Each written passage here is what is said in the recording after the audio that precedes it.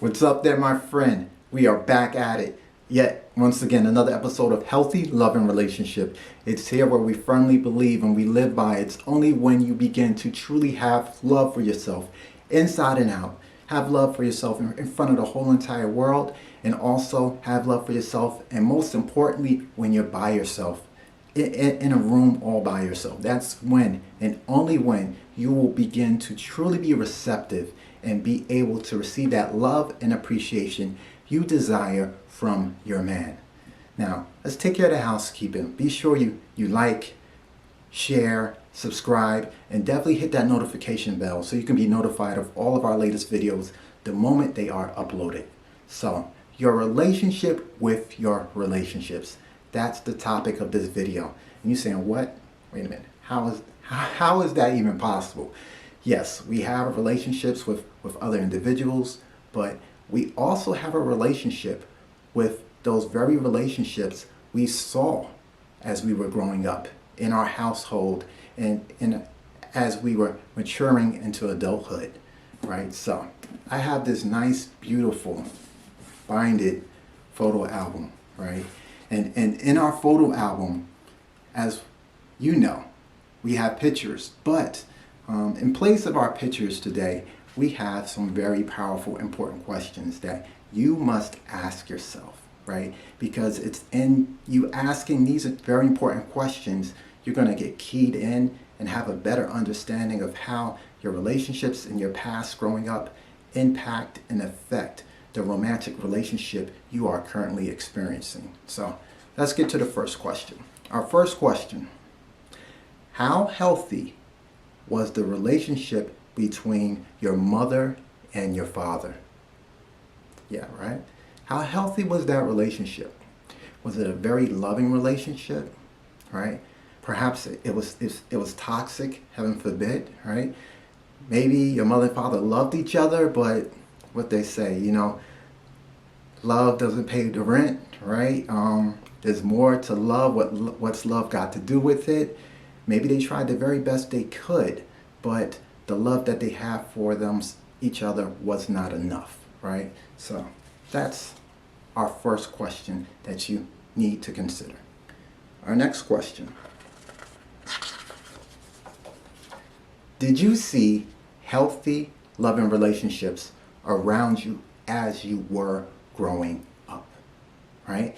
Now, was healthy, loving relationships something that was a needle in a haystack, right?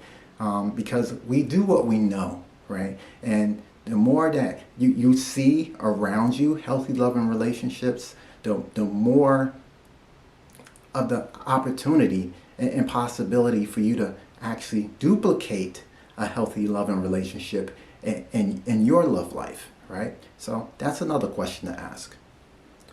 Let's go to our next question here. We got, who was that primary person responsible for the way I saw and see romantic relationships, right?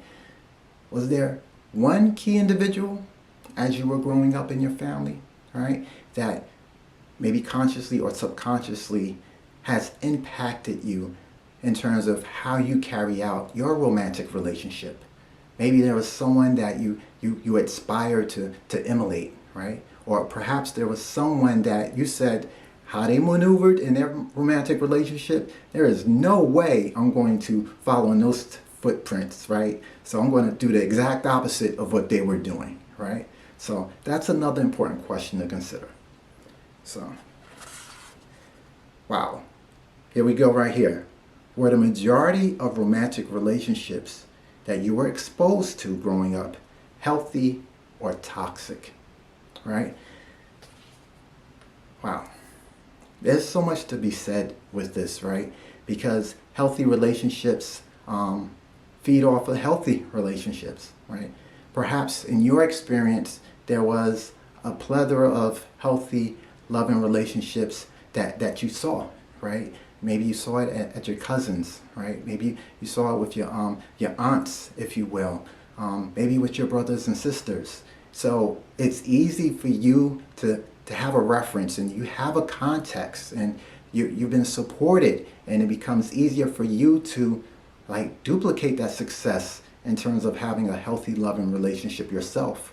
Or perhaps there was so many relationships that were toxic around you.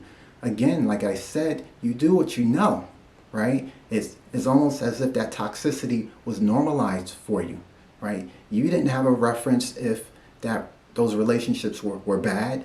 That's just what you saw, right? So as you grow up, there's more of a tendency for you to duplicate that relationship toxicity, right? So, wow. Perhaps this is the one of the most scarier questions, right? But we got to ask it of ourselves, right? So, did you see yourself as if you were loved and cared for growing up? Did you actually feel, if nothing else, right, irrespective of the money you might have had or not have had, in the end, did you see yourself as fundamentally, did you feel that you were loved and cared for growing up, right?